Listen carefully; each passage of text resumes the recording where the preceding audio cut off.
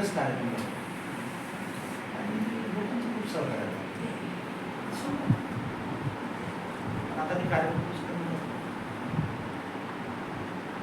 आता किती चालू आहे रनिंग? मला आता औषध होऊ शकतं. मी यायले भेटायला जर गेलो ना मी भारतीय महाविद्यालयात हे शिकवणं बंद करेल जाणार. आणि जेव्हा माझ्या मेदीचा काळ होता तेव्हा मला लोक कमी होत तर नरेंद्र भाऊनं त्यावेळेसही मला म्हणजे यांच्या फोनचा वापर करायला, यांच्या फोन नंबरवर मला निमंत्रण द्यायचे किंवा हे लोकांना सांगायचे की माझ्या फोनवर करावा आणि मग मी यायचं. आपली परिस्थिती अशी होती का मी बस स्टँडवरून याच्या तपोवले जायचं असलं तर मी पाहिजे 2 रुपये पण मी रिक्षा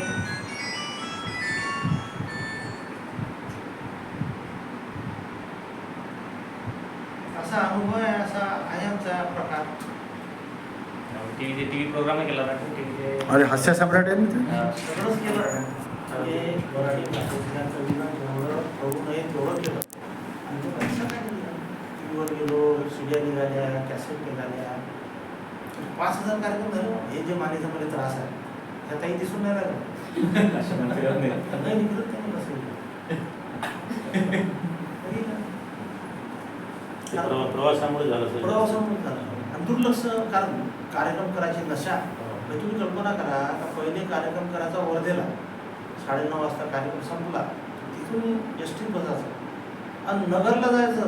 रात्रभर प्रवास, दिवसभर प्रवास, मग नगरला उतरायचं 6 वाजता सायंकाळी. आणि आपली सुटकेस कोणी चोरून नेऊ नये म्हणून ज्या काही शंका येतात मध्ये त्या दाबून धरायच्या. त्याच्यानंतर मग नगरला उतरायचं, तिथून 1 घंटा पाथर्डी, मग 7 वाजता पाथर्डीला पोहोचायचं. थोडंसं फ्रेश व्हायचं, पाय लांब करणं राहायला जागा, कारण 10 वाजताची लिमिट होती आणि पहिले कार्यक्रम 3-3 तास करावा लागेल. मग कसंही धसडपसड आपलं स्टेजवर चढायचं, कार्यक्रम करायचा, कार्यक्रम झाला की उतरायचं खाली, लचडपचड जेवायचं आणि तिथून पुन्हा रात्रभर प्रवास करून नेरपरचा जिल्हाही वाटतो. तर हा त्रास झाला, त्याचा तो प्रभाव आहे. आणि ते सुरुवातीला लक्षातच नाही आलं की आपल्याला त्रास होता, पण त्यानं काही वेदना वगैरे नाही, म्हणजे एक नॉर्मल हालचाल व्हायला पाहिजे. म्हणजे मी नेहमी सांगत असतो मला माझ्या पायातली चप्पल दिसत नाही, मग मी समोरच्याची चप्पल पाहतो पायात घालतो. म्हणजे सोडून नाही देत.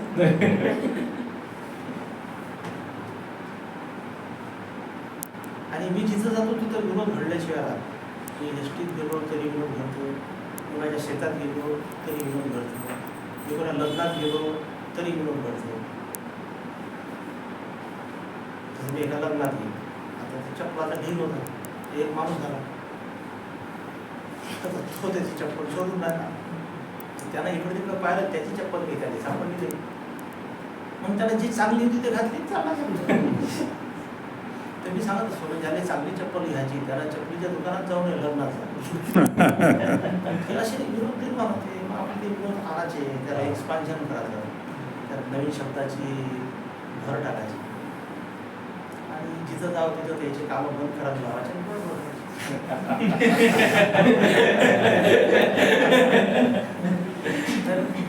नाही, हा एक सत्संग आहे यांच्यासाठी. आणि नशिबान हे त्या बाबतीत की इतक्या जवळून तुम्हाला पाहायला मिळालं, ऐकायला मिळालं. नाही तर हे याच्यासाठी भरपूर जण हे करतात, हा नशिबाचा भाग असतो.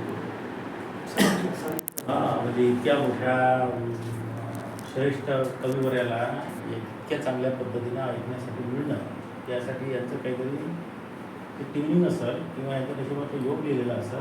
हे माझ्यावर लागू पडते ना. मला जरी पत्र नसतं आलं आवडकर साहेबांचं, मी कशाला आलो शकतो. जेव्हा माझ्या लक्षात आलं म्हणून एवढं चांगलं पत्र लिहिलं, चला आवडकर साहेबांना भेटू. ते प्रत्येकाचा व्यवस्थित आहे, प्रत्येकाची संधी असते. म्हणजे आज आईचा वाढदिवस होता, म्हणजे आईचं पुण्यस्मरण समजा, पुण्यस्मरण जयंती म्हणतो आपण. 6 मेला आईचा वाढदिवस राहायचा. आता 19 वाढली, 20, 21, 22, 23, 24 म्हणजे 5 वर्ष झालं. त्या दिवशी बाबांचं पत्र घेऊन तुम्ही येईल, म्हणजे हाही मोठा योग आहे. तर ते मी मगाशी स्टेटस ठेवलं माझं आईवर. आणि आता ते तुमच्यासोबतचा फोटोही आहे, ते पत्रही आहे. आपल्याला आवडते अशा गोष्टी करायला. मला कोणती वस्तू अशी सांभाळून ठेवायची सवय आहे. आणि एक छोटं पत्र, मला शिवाय देणारी पत्र येतात. कविता नाही आवडत, एखाद्याला आपला प्रश्नाचे उत्तर देतो तुम्ही पेपरमध्ये, ते उत्तर नाही आवडायचे. मग ते मला काही लिहायचे माझ्या आई बहिणीवर शिवाय, तेही पत्र मी फेकले नाही, तेही आहे. तर मला एक डोक्यात कल्पना अशी आली होती की आपण आपल्या या पत्रांचं, म्हणजे आता तर पत्रांचंच कौतुक आहे, तर मग याचं एक आपण प्रदर्शन लावलं. 10-20 पत्र खराब आहे, ते शोधायचं म्हटलं म्हणजे कोणी शोधा. कारण आत्ताच मी 2 महिने लागले मला ते पत्र वाचायला, आणि मी रोज तेवढंच काम करतो. माझी इच्छा होती की प्रदर्शन लावायचं. आता त्यात एक धोका कसा आहे की समजा नरेश काठवळीच्या नावानं म्हणजे पत्र आलं, तसं एअरवरून मला एक पत्र आलं, दिनेश पांगरा, या गोष्टीला झाले आता 20 वर्ष. ते पत्र असं होतं की बाबा तुम्ही धनज मानेकवाडा सोडून नेरमध्ये राहिले आले, हिंदीमध्ये होतं, तर तुम्ही धनज मानेकवाडा छोडके नेर में रहने को आहे, तुमची लफडा आहे, असा त्याचा प्रश्न होता. त्याची क्षमा मागली. मी त्याने उत्तर दिलं की जी हाँ है पण वहाँ नहीं जहाँ तुम्हारा है.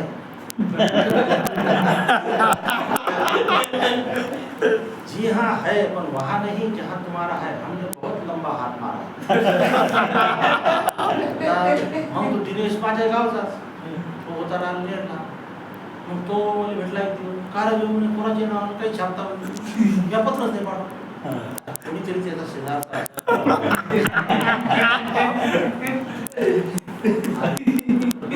आर्मी तालुक्यात आहे वर्धा जिल्ह्यात, ते धनोडी बहादरपूर नाव सुद्धा, त्याचा काही संबंध नाही का, संबंध नसला तरच सांगतो.